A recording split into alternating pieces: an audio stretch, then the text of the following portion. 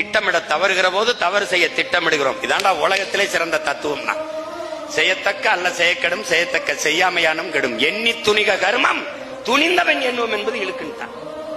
சரி என்று பட்ட பிறகு அதை செய்யாம இருப்பது கோழைத்தனம். அதுதான் தோல்விக்கு பெரிய காரணம். முல்லையும் குறிஞ்சியும் முறைமையில் திரியும் நிலம் நடுக்குற்று நல்ல இயல்பு இழந்து பாலை எனும் படிமம் கொள்ளும் அறிவியல்.